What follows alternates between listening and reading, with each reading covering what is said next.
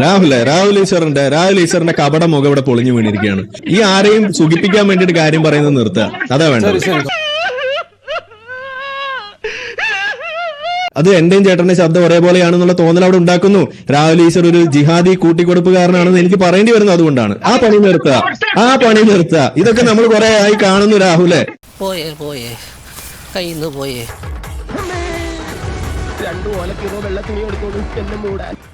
ഉണ്ണിക്കണ്ണന്റെ മുന്നിൽ ചിക്കൻ മന്തി വെച്ച് വിഷു ആശംസിക്കുമ്പോൾ അത് ക്രിയേറ്റിവിറ്റി എന്ന് വിളിക്കാമോ? വിശ്വാസത്തിന് മേൽ കടന്നു കയറുന്ന വിപണന തന്ത്രവും വിദ്വേഷ പ്രചാരണവും, ദൈവരൂപങ്ങളെ പോലും മാർക്കറ്റിംഗിന്റെ ഭാഗമാക്കുന്ന പ്രവണത.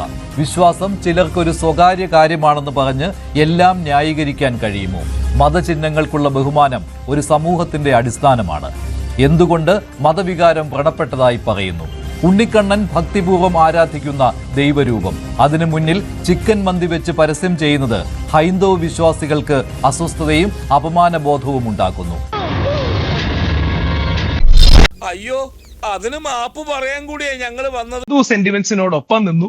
സോഷ്യൽ മീഡിയയിലൊക്കെ എഴുതുന്ന 90-99% മുസ്ലിം പ്രൊഫൈലുകളിൽ നോക്കിയാൽ അവൻ ചെയ്തത് തെറ്റാണ്, അല്ലെങ്കിൽ അവനെ കടുത്ത രീതിയിൽ ശിക്ഷിക്കണം എന്നൊക്കെ പറഞ്ഞു. ഞാൻ എന്നിട്ട് ഒരു മുസ്ലിം സാറിനോട് പറഞ്ഞു, ശിക്ഷിക്കൊന്നും വേണ്ട, അവൻ ഓൾറെഡി നിയമ നടപടി നേരിടണം, പക്ഷേ ബോധപൂർവം ചെയ്തതായിരിക്കില്ല.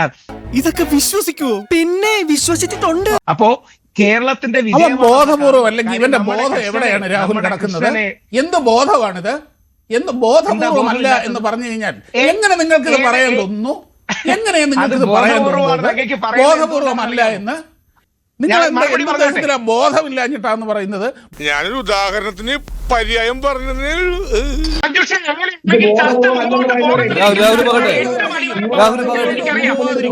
രാഹുൽ പറയട്ടെ, അദ്ദേഹത്തിന് വാദം പറയട്ടെ.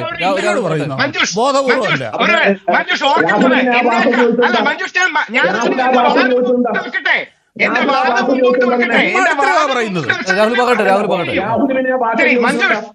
മഞ്ജുഷ് ഒരു കാര്യം ഓർത്തു നോക്കുക, എന്നെക്കാട്ടി സൗണ്ടുള്ള ആരും അവിടെ ഇല്ലല്ലോ.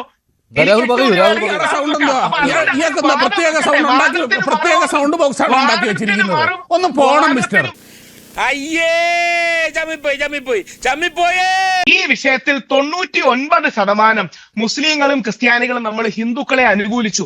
എതിർത്തത് എന്റെ സുഹൃത്തായ ശ്രീ ആരിഫ് ഹുസൈനെ പോലുള്ളവർ മാത്രമാണ്. അവരെല്ലാവർക്കും ആവിഷ്കാര സ്വാതന്ത്ര്യം കൊടുക്കണം എന്നൊരു പൊസിഷൻ എടുത്തു. ആ പൊസിഷനെ ഞാൻ വിയോജിക്കുന്നു, ബഹുമാനത്തോടെ വിയോജിക്കുന്നേ ഉള്ളൂ.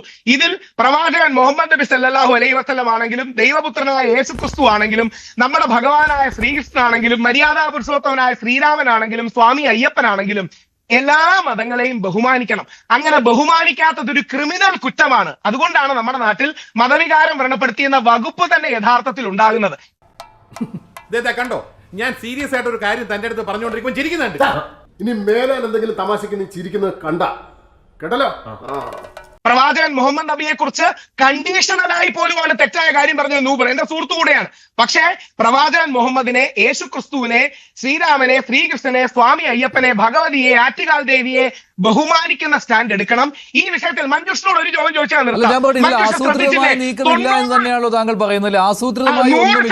ഒരു ഗൂഢാലോചന, ഒരു ഗൂഢാലോചനയില്ല. മഞ്ജുഷും കൂടി ഉത്തരം പറയണം.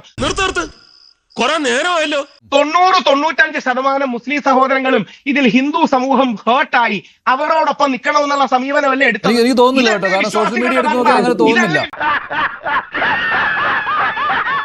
സ്പേസ് പോലും കൊടുത്തിരിക്കും കേട്ടോ.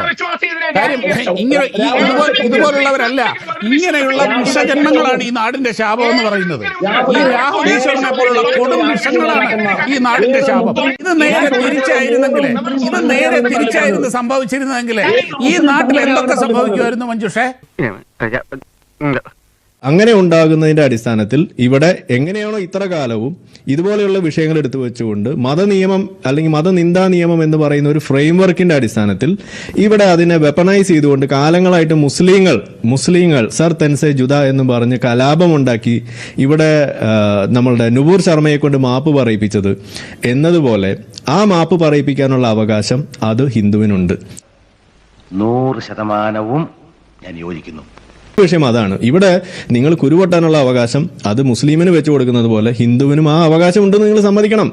അതാണ് എനിക്ക് പറയാനുള്ളത്. ഇനി മതനിന്ദാ നിയമത്തെ നിങ്ങൾ ഉപയോഗിക്കുന്നു, അത് വെച്ചുകൊണ്ട് വെപ്പണൈസ് ചെയ്യുന്ന അവസ്ഥ ഉണ്ടെന്നുണ്ടെങ്കിൽ അതിനുള്ള അവസ്ഥയും ഈ പറയുന്ന ആളുകൾക്ക് ഉണ്ടാകണം. അത് ശരിയാ. നമ്മുടെ കോമൺ സെൻസ് ആണിത്, വെറും കോമൺ സെൻസ്. ഉണ്ണിക്കണ്ണൻ്റെ മുമ്പിൽ ഇറച്ചി വെച്ച് കൊടുക്കുമ്പോൾ ഇത് ആർക്കും ഒരു പ്രശ്നം, വളരെ നിഷ്കളങ്കമായിട്ട് ഈ സമൂഹം എടുത്തോളും എന്ന് ഇവർ കരുതിയിരുന്നു എന്ന് വിശ്വസിക്കാനും മാത്രമൊന്നും മണ്ടന്മാരൊന്നും അല്ല നമ്മൾ.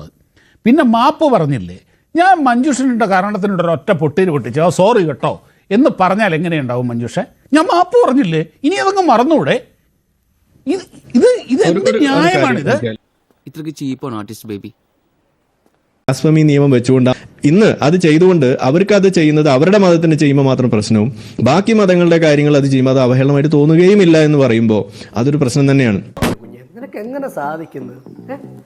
എനിക്ക് ഒരൊത്തും പിടിയും കിട്ടുന്നില്ല നിന്റെ കാര്യം. ഈ വിഷുക്കാലത്ത് തന്നെ നമ്മുടെ സോഷ്യൽ മീഡിയയിലുണ്ടായ മറ്റൊരു സംഭവം ഉണ്ടല്ലേ, ഒരു മുസ്ലിം ലേഡി അവർ പൂത്തിരി കത്തിക്കുകയും വിഷു ആശംസകൾ നേർന്നുകൊണ്ട് പോസ്റ്റ് ഇടുകയും ചെയ്തപ്പോൾ അതിൻ്റെ താഴെ വന്ന കമൻറ്റുകൾ കണ്ടില്ലേ മഞ്ജുഷേ? ഈ രാഹുൽ ഈശ്വറിൻ്റെ സെൻറ്റർ റൈറ്റും തേങ്ങാക്കൊലയും മാങ്ങാത്തൊലിയൊക്കെ എവിടെ പോയി കിടക്കുകയായിരുന്നു? ഒരക്ഷരം വേണ്ടിയിട്ടുണ്ടോ ഇയാൾ? ഉണ്ടോ? ഒന്ന് ആലോചിച്ച് നോക്കി. ഇതേപോലെ സോഷ്യൽ മീഡിയയിൽ ഇപ്പം കാണുന്ന മാതിരി ഇതേപോലെ വെറുപ്പുളവാക്കുന്ന രീതിയിലുള്ള എന്തൊരു വലിയ കമൻറ്റുകളാണ് ആ പാവം സ്ത്രീയുടെ കമൻറ്റിൽ വന്നത്. എന്താണ്, വിഷുവിനൊരു പൂത്തിരി കത്തിച്ചു, വിഷു ആശംസകൾ നേർന്നു, അതിൻ്റെ പേരിൽ വന്നത്. അതാണ് പറയുന്നത്. അത്ര വലിയ കാപട്യമാണ് ഇങ്ങനെയുള്ള ഈ centre right, centre up down എന്നും പറഞ്ഞുകൊണ്ടുള്ള ഓരോ വാക്കുകളും കൊണ്ടുവന്ന് ഇതുപോലുള്ളവർ ചെയ്യുന്നത്. നീ എവിടെയെങ്കിലും ഉറച്ചു നിൽക്കണം. രാഹുൽ സെലക്റ്റീവ് ആവുന്നു എന്നുള്ളതാണ് ഇക്കാര്യത്തിൽ. പക്ഷെ രാഹുൽ സമ്മതിക്കുന്നില്ല എന്നേ ഉള്ളൂ. സെലക്റ്റീവ് ആവുകയാണ് രാഹുൽ. അതായത് മതനിന്ദ ആകണം, മതനിന്ദ നിയമങ്ങൾ എടുത്ത് കളയണം എന്ന് പറയുന്നതിന്റെ കാരണം എന്താ? ഇവിടെ നമ്മൾ ഫേസ് ചെയ്യുന്ന പ്രശ്നം ഈ ഇസ്ലാമൈസേഷൻ ഓഫ് പൊളിറ്റിക്സ്. അത് ലോകത്ത് എല്ലായിടത്തും ഫേസ് ചെയ്യുന്ന ഒരു പ്രോബ്ലമാണ്. ഈ പറയുന്ന ജിഹാദിസം കടന്നു വരുന്നു എന്ന് പറയുന്നത്. അതിനെ തടുക്കാൻ നമ്മൾ എന്ത് ചെയ്യണം? മതനിന്ദാ നിയമങ്ങൾ ഇല്ലായ്മ ചെയ്യണം. ഇതാണ് അതിന്റെ ബിഗർ പിക്ചർ. ഇതിന്റെ ബിഗർ ക്യാൻവാസിലുള്ള വിഷയം അതാണ്. ഇവിടെ രാഹുൽ എടുക്കുന്ന പൊസിഷന്റെ പ്രശ്നം എന്താണെന്ന് പറഞ്ഞു കഴിഞ്ഞാൽ, ആർവി ബാബു അല്ലെങ്കിൽ ഷാബു ഒക്കെ പറയുന്നതിന്റെ കാരണം നമുക്ക് മനസ്സിലാവുന്നു. അവർ വിശ്വാസികളുടെ പക്ഷത്ത് നിന്നിട്ട് കാര്യങ്ങൾ പറയുന്നു. പക്ഷേ ഇവിടെ രാഹുൽ ഈശ്വർ പറയുന്നത് രാഹുൽ വിശ്വാസിയാണ്. അതെ, രാഹുൽ ഈശ്വർ വിശ്വാസിയായിരിക്കെ ഈ പറയുന്ന സംഗതി സത്യത്തിൽ ആർക്കാണ് അനുകൂലം? അത് ജിഹാദികൾക്കാണ് അനുകൂലം. നിങ്ങൾ അതല്ല ഇവിടെ നടക്കുന്നത്. അത് മുസ്ലിം പക്ഷത്തുള്ള ആളുകൾക്ക് മാത്രം വെപ്പണൈസ് ചെയ്യാനുള്ള അവസരമാക്കി വെക്കുമ്പോൾ അതിനെ പിന്തുണയ്ക്കുന്ന രീതിയിൽ രാഹുൽ ഈശ്വറിനെ പോലെയുള്ള അപ്പുറം ഇപ്പുറം ഇല്ലാത്ത ആളുകൾ മുന്നിട്ട് ഇത് പറയുമ്പോ കേൾക്കൂ രാഹുൽ ഈശ്വർ കേൾക്കൂ. രാഹുൽ ഈശ്വറിന്റെ ഇരട്ടത്താപ്പ് ഞാൻ ഇവിടെ കാണിച്ചു തരാണ്. മുഖത്തായില്ലല്ലോ. ഏയ് അറിയില്ല. ഇതേപോലെ അപ്പുറത്തും ഇപ്പുറത്തും ഇല്ലാത്ത രീതിയിൽ ഇതിനെ ഈ രീതിയിൽ പറഞ്ഞു വെക്കുമ്പോൾ ഇത് വളമാകുന്ന ആർക്കാണ്? ഈ മതനിന്ദാ നിയമത്തെ വെപ്പണൈസ് ചെയ്യുന്ന ആളുകൾക്കാണ് ഇത് വളമാകുന്നത്. ഇതിന്റെ ചരിത്രം എന്താ? ഈ പറയുന്ന ഈ മതനിന്ദാ നിയമം ഇന്ത്യയിൽ വന്നത് അള്ളാഹുവിനെ രക്ഷിക്കാൻ വേണ്ടിയിട്ടാണ്. അത് ആദ്യം മനസ്സിലാക്കണം. അല്ലാതെ ഇവിടെ ഒരു ശിവനെയോ കൃഷ്ണനെയോ രക്ഷിക്കാൻ വേണ്ടിയിട്ടല്ല ഈ പറയുന്ന മതനിന്ദാ നിയമം ഇവിടെ ആദ്യം കണ്ടുപിടിച്ചത്. അത് ഇനിയെങ്കിലും മനസ്സിലാക്കുക. അപ്പൊ അതുകൊണ്ട് ഈ മതനിന്ദാ നിയമം വേണമെന്നും അതുപോലെ തന്നെ എല്ലാ മതങ്ങളെയും രക്ഷിക്കണമെന്നും പറയുമ്പോൾ ഇത് സനാതന ധർമ്മത്തിന് പോലും ഇല്ലാത്തൊരു കാഴ്ചപ്പാടാണ്. ആ സാധനമാണ് വേണമെന്ന് ഈ രാഹുൽ ഈശ്വർ പറയുമ്പോ സത്യത്തിൽ ഇത് ആർക്ക് വേണ്ടിയിട്ടാ? അത് ജിഹാദികളുടെ ശബ്ദമാണ്. എന്റെയും ചേട്ടന്റെ ശബ്ദം ഒരേപോലെയാണെന്നുള്ള തോന്നൽ അവിടെ ഉണ്ടാക്കുന്നു. രാഹുൽ ഈശ്വർ ഒരു ജിഹാദി കൂട്ടിക്കൊടുപ്പുകാരനാണെന്ന് എനിക്ക് പറയേണ്ടി വരുന്നത് അതുകൊണ്ടാണ്. ആ പണി നിർത്തുക. ഇതൊക്കെ നമ്മൾ കുറെ ആയി കാണുന്നു രാഹുലെ.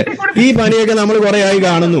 ആ പണി നിർത്തുക. എന്നിട്ട് ഇനി മതനിന്ദാ നിയമത്തിനെതിരെ പറയാൻ ഇവിടെ ഇരിക്കുന്ന വിശ്വാസികളായിട്ടുള്ള ആർവി ബാബുവിനും ഷാബുവിന് പോലും മതനിന്ദക്കെതിരെ പറയാൻ സാധിക്കുന്നുണ്ടെങ്കിൽ നിങ്ങൾ വലിയ പുരോഗമനം പറയുന്നു എന്ന് പറഞ്ഞുകൊണ്ട് ഇവിടെ ചെയ്യുന്നത് ജിഹാദിത്തരമാണ്. നിങ്ങൾ ഇവിടെ ചെയ്യുന്നത് ജിഹാദി കൂട്ടിക്കൊടുപ്പാണ് ഇവിടെ നടത്തിക്കൊണ്ടിരിക്കുന്നത്. പിന്നെ നിന്നോട് ഇത്ര നേരം പറഞ്ഞോണ്ടിരുന്നത് എന്താടാ? മരുന്ന് ഒന്ന് ഹിന്ദുത്വ കൂട്ടിക്കൊടുപ്പാണെങ്കിൽ ഇവിടെ രാഹുൽ ഈശ്വർ ചെയ്തുകൊണ്ടിരിക്കുന്നത് ജിഹാദി കൂട്ടിക്കൊടുപ്പാണ്. അത്ര വ്യത്യാസമുള്ളൂ. ഓക്കെ, ഹിന്ദുക്കൾക്ക് മതവികാരമില്ലേ? ഹിന്ദുക്കൾക്ക് ഈശ്വര വിശ്വാസമില്ലേ? നാളെ ഉണ്ടെന്നും അത് പൊട്ടാനുള്ള അവകാശം ഉണ്ടെന്നാണ് ഞാൻ പറയുന്നത്. കുരു ഉണ്ടെന്നും ആ കുരു പൊട്ടി ഒലിച്ച് പഴുക്കാനുള്ള അവകാശം ഉണ്ടെന്നാണ് ഞാൻ പറഞ്ഞത് രാഹുലെ. ഇത് സെൻസിറ്റിവിറ്റിയാണ്. അത് മുസ്ലിങ്ങൾക്ക് മാത്രമല്ല എന്നാ ഞാൻ പറഞ്ഞത്. അതൊക്കെ ഞാൻ പിന്നെ പറഞ്ഞു കൊടുത്തോളാം. ആദ്യം പണി നടക്കട്ടെ. രാഹുൽ ഈശ്വറിന്റെ കപട മുഖം ഇവിടെ പൊളിഞ്ഞു വീണിരിക്കുകയാണ്. ഈ ജിഹാദി കൂട്ടിക്കൊടുപ്പിനെങ്കിലും നിർത്തൂ. ഓക്കെ, വിഷയത്തിന്റെ അടിസ്ഥാനത്തിൽ അതിന്റെ ക്ലാരിറ്റിയുടെ അടിസ്ഥാനത്തിൽ കാര്യങ്ങൾ പറയാൻ ഇനിയെങ്കിലും ശ്രമിക്കുക. ഈ ആരെയും സുഖിപ്പിക്കാൻ വേണ്ടിയിട്ട് കാര്യം പറയുന്നത് നിർത്തുക. അതാ വേണ്ടത്.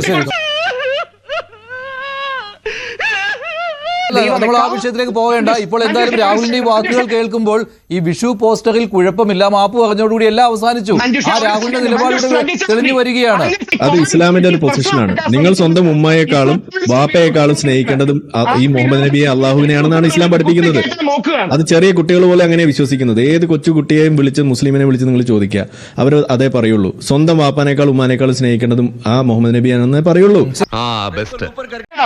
നൂപുർ ശർമ്മയെ പോലെ കഴിവുള്ള ഒരു കുട്ടി പറഞ്ഞു വന്നപ്പം തെറ്റിപ്പോയി. ശരിക്കും തെറ്റിപ്പോയിട്ടില്ല, അത് തെറ്റിപ്പോയിട്ടില്ല. അതൊക്കെ രാഹുൽ ഈശ്വർ അത് നുണ പറയാണ്. നൂപുർ ശർമ്മ പറഞ്ഞ 100% ശരിയാണ്. മുഹമ്മദ് നബി ആകാശത്തേക്ക് പറന്നുപോയതിനെ കുറിച്ച് ഞാൻ പറയേണ്ടി വരുമെന്ന് പറഞ്ഞ് 2 മുസ്ലിങ്ങൾ പോലും വിശ്വസിക്കുന്ന കാര്യമാണ്. അപ്പൊ അതുകൊണ്ട് നൂപുർ ശർമ്മ പറഞ്ഞത് തെറ്റിയെന്നൊന്നും പറഞ്ഞിങ്ങോട്ട് വരണ്ട. ആ മാതിരി എഴുന്നള്ളിപ്പൊന്നും വേണ്ട.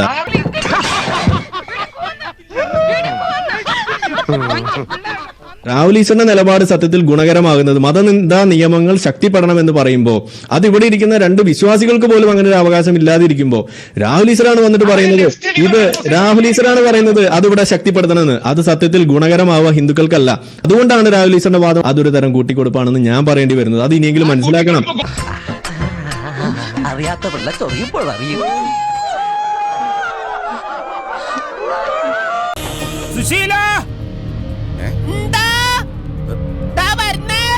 എല്ലാരും വിളിച്ചു. ഇവിടുത്തെ നാട്ടുകാർക്ക് എന്റെ വ്യക്തിപരമായ പേരിൽ ഞാൻ നന്ദി രേഖപ്പെടുത്തിക്കൊള്ളുന്നു. ഒന്ന് സബ്സ്ക്രൈബ് ചെയ്തിട്ട് പോടാ.